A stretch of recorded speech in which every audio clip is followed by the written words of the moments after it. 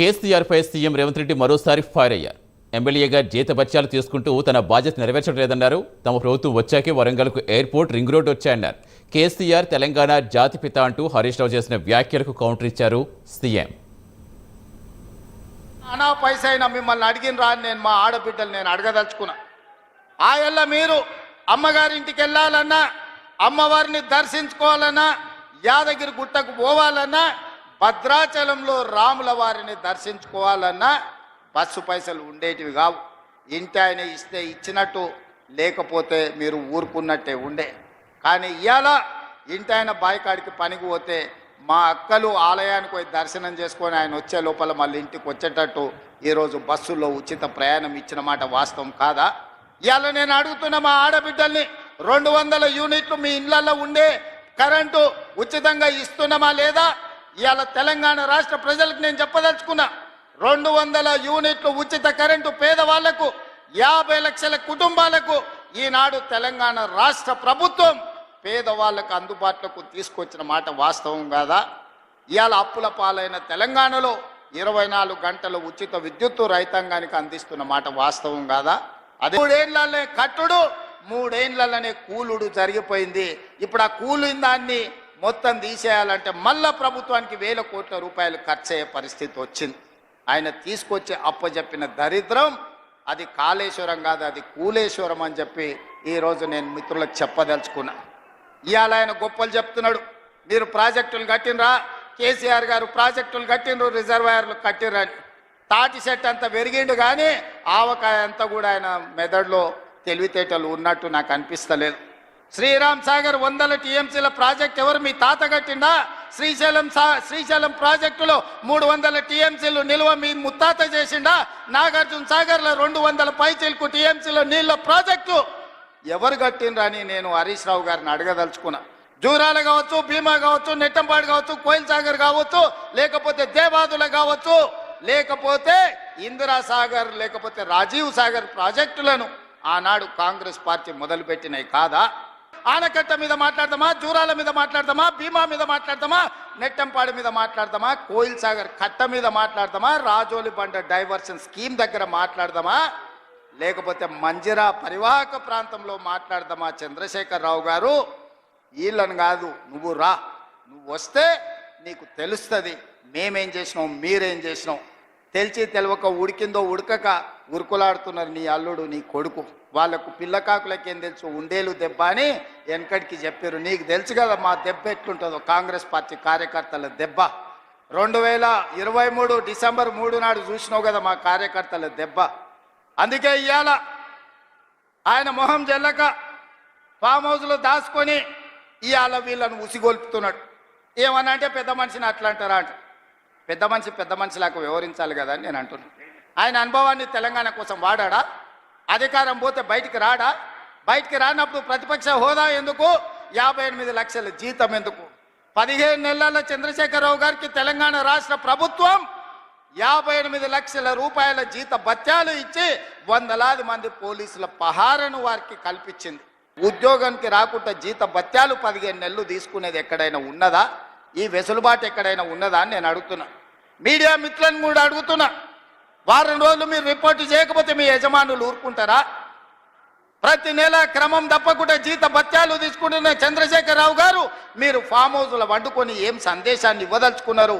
అధికారం ఉంటే ఉంటా, లేకపోతే అలిగి పండుకుంటా అనేదా మీ విధానం అని నేను అడుగుతున్నా. మీకు అనుభవం ఉందంటున్నారు, మీకు అపారమైన జ్ఞానం ఉందంటున్నారు, 80,000 పుస్తకాలు చదివిన విజ్ఞాన గని మీరు అంటున్నారు. మీ అనుభవము, మీ విజ్ఞానము తెలంగాణ ప్రజల కోసం ఉపయోగించరా అని నేను అడుగుతున్నా. మీరైతే 1,00,000 కోట్ల రూపాయలు సంపాదించుకున్నారు, టీవీలు పెట్టుకున్నారు, పేపర్లు పెట్టుకున్నారు, ఫామ్ హౌస్లు కట్టుకున్నారు. నువ్వు గజ్వేల్లో కట్టుకుంటే నీ కొడుకు జన్వాడలో కట్టుకున్నాడు, నీ అల్లుడు మొయినాబాద్లో కట్టుకున్నాడు, నీ బడ్డ శంకర్పల్లి దగ్గర ఫామ్ హౌస్లు 100 ఎకరాలలో కట్టుకున్నారు. మరి తెలంగాణ ప్రజలు ఉన్న భూములు అమ్ముకొని ఆత్మహత్యలు చేసుకుంటుంటే ఈ ట్రిక్ ఏదో మాకు చెప్పరా? తెలంగాణ ప్రజలకు ఆయన ఏదో క్యాప్సికం పండిస్తేనే ₹1 కోటి ఎకరాకు వస్తుంది అన్నాడు. ఆ టెక్నిక్ ఏదో తెలంగాణ రైతాంగానికి చెప్పవా కేసీఆర్ గారని నేను అడుగుతున్నా. ఈరోజు తెలంగాణ రాష్ట్రం వచ్చిన తర్వాత చంద్రశేఖరరావు గారు వారి కుటుంబ సభ్యులు 1,00,000 కోట్ల రూపాయలు ఎట్లా సంపాదించుకుర్రు? తెలంగాణ రాష్ట్రం 4 కోట్ల ప్రజల నెత్తి మీద 8,29,000 కోట్ల రూపాయల అప్పెట్లొచ్చింది. మాకు అప్పులు ఎట్లా పెరిగినాయి పాపాల పుట్టలెక్క, మీ ఆస్తులు ఎట్లా పెరిగినాయి 1,00,000 కోట్లకని నేను ఈ వేదిక మీద నుంచి పెద్దలు చంద్రశేఖరరావు గారిని సవినయంగా అడుగుతున్నా, గౌరవప్రదంగా వారికి విజ్ఞప్తి చేస్తున్నా. మీ 1,00,000 కోట్ల సంపాదన నైపుణ్యం ఏందో మా నిరుద్యోగ యువకులకు చెప్పండి. 1,00,000 కోట్లు రాకపోయినా నెలకు 1,00,000 రూపాయలు సంపాదించుకునే నైపుణ్యం మా నిరుద్యోగ యువకులు నేర్చుకుంటారని నేను అడుగుతున్నా. ఒకవేళ నీకు రావడానికి ఇబ్బంది అయితే విడతల వారీగా 1000 మందిని నీ దగ్గరికే ఫామ్ హౌస్కు పంపిస్తా.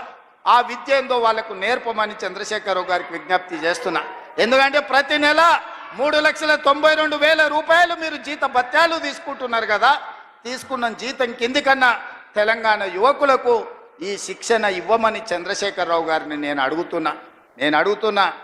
చంద్రశేఖరరావు గారిని, ప్రొఫెసర్ జయశంకర్ గారి ఊరిని కూడా 10 ఏళ్లలో నువ్వు రెవెన్యూ విలేజ్ చెయ్యలేదు. నేను వచ్చిన తర్వాత జయశంకర్ గారి ఊరిని రెవెన్యూ విలేజ్ చేసిన. ఈ ప్రభుత్వం వచ్చినాకనే వరంగల్కి ఎయిర్పోర్ట్ వచ్చింది. ఈ ప్రభుత్వం వచ్చినాకనే రైల్వే కోచ్ ఫ్యాక్టరీ మీకు వచ్చింది. ఈ ప్రభుత్వం వచ్చినాకనే వరంగల్కి అండర్ గ్రౌండ్ డ్రైనేజ్ వచ్చింది. ఈ ప్రభుత్వం వచ్చినాకనే వరంగల్కి ఔటర్ రింగ్ రోడ్ వచ్చింది. ఈ ప్రభుత్వం వచ్చినాకనే మీకు కాళోజీ కళాక్షేత్రం పూర్తి అయింది. ఈ ప్రభుత్వం వచ్చినాకనే వరంగల్ అభివృద్ధి కార్యక్రమాలు ఆగిపోయిన ఫ్లైఓవర్ బ్రిడ్జు నాయని రాజేందర్ రెడ్డి పట్టుబట్టి దాన్ని పూర్తి చేయడానికి ఒక కొలికి పట్టుకొస్తున్నాడు. ఈ ప్రభుత్వం వచ్చినాకనే 800 కోట్ల రూపాయలు ఈరోజు స్టేషన్ గన్పూర్కు మనం ఇయ్యగలిగినాం. 100 పడకల ఆసుపత్రి కట్టగలిగినాం, డిగ్రీ కాలేజ్ కట్టగలిగినాం, ఇంటిగ్రేటెడ్ రెసిడెన్షియల్ స్కూల్ కట్టగలిగినాం, రెవెన్యూ డివిజనల్ ఆఫీసును కట్టగలిగినాం, ఇందిరమ్మ ఇండ్లు ఇవ్వగలిగినాం. మిత్రులారా, ఈ ప్రభుత్వం వచ్చినాక ఇన్ని పనులు చేస్తుంటే మా మీద తెలంగాణ ప్రజల కోపం ఉందని ఆయన చెప్తుండు. ఎవరు కోపం ఉందే? 57,000 ఉద్యోగాలు ఇచ్చినందుకు నిరుద్యోగ యువకులకు కోపం ఉందా? 65 లక్షల మంది ఆడబిడ్డలకు పండుగ పూట సారే చీర పెట్టినట్టు ప్రతి సంవత్సరం 2 నాణ్యమైన చీరలను ఆడబిడ్డలను అందించినందుకు, సారే చీర పెట్టినందుకు మా ఆడబిడ్డలకు నా మీద కోపం ఉందా?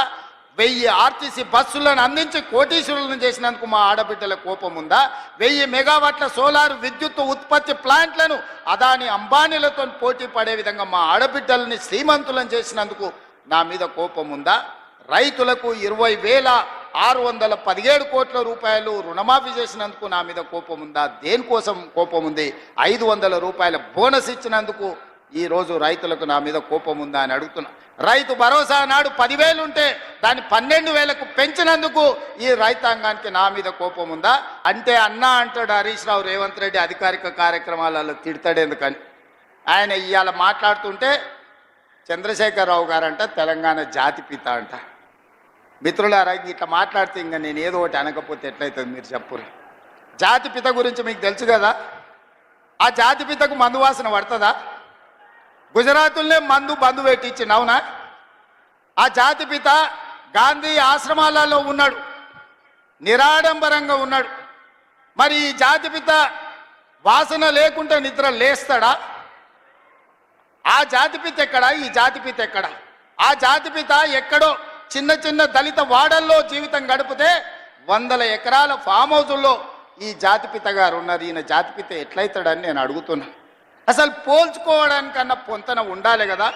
పులిని చూసి నక్క వాతలు పెట్టుకుంటే వాతలతోని నక్క పులి అయిపోతుందా? జాతిపిత అంటే ఎవరు? కొండ లక్ష్మణ్ బాబూజీ జాతిపిత. జాతిపిత అంటే ఎవరు? ప్రొఫెసర్ జయశంకర్ జాతిపిత. ఏ పదవి లేకుండా సర్వం త్యాగం చేసి ఈ దేశం కోసము, స్వతంత్రం కోసము, తెలంగాణ రాష్ట్రం కోసం సర్వం దారబోసిన కొండ లక్ష్మణ్ బాపూజీను ప్రొఫెసర్ జయశంకర్ తెలంగాణకు జాతిపిత అవుతాడు తప్పితే నోరు తెరిస్తే అబద్ధాలు చెప్పేటోడు, తెలంగాణ రాష్ట్రాన్ని దోసుకున్నాడు, 100 ఎకరాల ఫామ్ హౌజులు కట్టుకున్నాడు, 1,00,000 కోట్ల రూపాయలు సంపాదించుకున్నాడు, టీవీలు పేపర్లు పెట్టుకొని అబద్ధాలను విషప్రచారం చేసేటోడు తెలంగాణ జాతిపిత ఎట్లయితాడని తాటి చెట్టులాగా పెరిగినాయని నేను అడుగుతున్నా. ఇవాళ నేను ఇక్కడున్న యువకుల్ని కూడా అడుగుతున్నా, ఎవడయా జాతిపిత తెలంగాణకు? తాగుబోతాడు జాతిపిత అవుతాడా అని నేను అడుగుతున్నా. త్యాగాలు చేసినోడు తెలంగాణకు జాతిపిత అవుతాడా? తాగుబోతాడు తెలంగాణకు జాతిపిత అవుతాడా అని నేను అడుగుతున్నా. ఒక జయశంకర్, ఒక కొండా లక్ష్మణ్ బాబుజీ తెలంగాణ జాతిపితలు అవుతారు తప్పితే తెలంగాణను జలగల్లాక పట్టి పీడించుకున్నవాడు తెలంగాణ ప్రజల రక్తం దాగినోడు ఎవడు జాతిపిత కాడు. ఇవాళ తెలంగాణ రాష్ట్రం అప్పుల ఊబిలో కూరుకుపోయింది. ఆయన గారు చేసిన అప్పులకు 88,000 కోట్ల అస్సలు కట్టినా, 64,000 కోట్ల మిత్తి కట్టిన, 1,53,000 కోట్లు 15 నెలల్లో కట్టాల్సిన పరిస్థితి వచ్చిందంటే ఎంత దారుణమైన పరిస్థితి తెలంగాణ రాష్ట్రం ఉందో మీరు ఆలోచన చేయండి. తండ్రి కొడుకులు అంటారు అప్పులుంటే బయటికి చెప్తారా, మళ్ళీ అప్పు ఎట్లా పుడుతుందని. నేను మళ్ళీ అప్పులు చేయదలుచుకోలే, పప్పు కూడు వండదలుచుకోలే. అప్పు చేసిన పప్పు కూడు ఎప్పటికైనా మనకు ముప్పే అని, అప్పు మనకు ముప్పు అని నేను స్పష్టంగా నిర్ణయించుకున్నా. అందుకే కూడ తీసుకొని తెలంగాణ రాష్ట్ర ఆదాయం పెంచుకొని ఆదాయాన్ని పెంచాలి, పేదలకి పంచాలి అన్న ఆలోచనతోని రాష్ట్ర ప్రభుత్వాన్ని ముందుకు నడిపించదలుచుకున్నాం. అందుకే మీరందరూ సహకరించండి, మీరందరూ అండగా నిలబడండి. మా శ్రీహరణ మళ్ళా పక్క నుంచి గన్పూర్కు నిధుల గురించి చెప్పమంటుండ్రు. తప్పకుండా దీనికి సంబంధించిన అన్నీ మళ్ళీ నేను నిదానంగా వారితో మాట్లాడి ఇస్తా. ఎందుకంటే మిగతా ఎమ్మెల్యేలు కూడా ఉన్నారు, వాళ్ళందరూ నా దిక్కు కోపంగా చూస్తున్నారు. అన్నీ శ్రీహరణకే ఇస్తే మాకు మరి మా సంగతి ఏందని. అదేవిధంగా రాంపూర్ డంప్ యార్డ్ గురించి కూడా శ్రీహరణ పక్క నుంచి మా కావ్యమ్మ చెప్పినట్టుంది, కాగితం రాసిస్తున్నాడు. తప్పకుండా డంపింగ్ యార్డ్ నుంచి మొదలు పెడితే స్టేషన్ గన్పూర్లో ఉండే సమస్యల్ని పరిష్కరించే బాధ్యత నాది. మిత్రులారా, ఎర్ర టెండునా మీరు అందరు కూడా ఇక్కడికి వచ్చిండ్రు. మీ ఆశీర్వాదం, మీ అండ ఉండాలి. 10 ఏళ్ళు ఏలినోళ్ళు 10 నెలలకే మమ్మల్ని దిగిపోమంటారు. 5 ఏళ్ళ కోసం కదా కుర్చీ ఇచ్చింది మీరు. ఇవాళ ప్రభుత్వ ఉద్యోగం ఇస్తే 35 ఏళ్ళు ఉద్యోగం ఉంటుంది అంటారు, 2 ఏళ్ళకే తీసేస్తే పోతుందా? చంద్రశేఖరరావు డెఫినెట్గా దుఃఖం ఉంటుంది, వాళ్ళ కుటుంబానికి బాధ ఉంటుంది. ఎందుకంటే ఆ కుర్చీలో ఉంటే వాళ్ళు మళ్ళా దోసుకోవడానికి అవకాశం ఉండే అని వాళ్ళు ఆలోచన చేస్తున్నారు. అందుకే మిత్రులారా, ఈరోజు ఈ తెలంగాణ రాష్ట్రాన్ని అభివృద్ధి పదం వైపు నడిపించుకునే బాధ్యత మనది. ఈ తెలంగాణ రాష్ట్రాన్ని పునర్నిర్మించుకొని మన భవిష్యత్ తరాల కోసము ఆదర్శంగా నిలబడే విధంగా తెలంగాణ రాష్ట్రాన్ని ముందుకు తీసుకువెళ్దాం. మీరందరూ అండగా నిలబడండి. మీకు దాచిపెట్టేదేమీ లేదు, ఉన్నది ఉన్నట్టు అసెంబ్లీలో మళ్ళీ చెప్తాను. నిన్న కొంత చెప్పిన, గవర్నర్ గారు ప్రసంగంలో సగం చెప్పిన, ఈరోజు ఇంటర్వెల్ మాత్రమే, విరామమే. మళ్ళా బడ్జెట్ పెట్టినాక 19-20 తారీఖులో మిగతా కథంతా మొత్తం చెప్తా.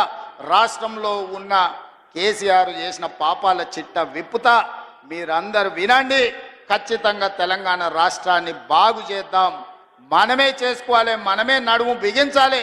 మీరందరూ అండగా నిలబడాలి. ఇంత మంచి కార్యక్రమాన్ని ఏర్పాటు చేసి మిమ్మల్ని అందరినీ కలవడానికి ఒక అవకాశం కల్పించిన పెద్దలు కడియం శ్రీహరి గారికి, ఇన్ఛార్జ్ మినిస్టర్ పొంగులేటి శ్రీనివాసరెడ్డి గారికి, అదేవిధంగా వేదిక మీద స్టేషన్ గన్పూర్ కాంగ్రెస్ పార్టీ నాయకులు, గ్రామస్థాయి నాయకులు, మండల స్థాయి నాయకులు, నియోజకవర్గ స్థాయి నాయకులు, జిల్లా నాయకులందరూ కూడా వేదిక మీద ఉన్నారు. వాళ్ళందరి పేర్లు నేను తీసుకోలేకపోయినా పేరున వాళ్ళకి మనస్ఫూర్తిగా ధన్యవాదాలు.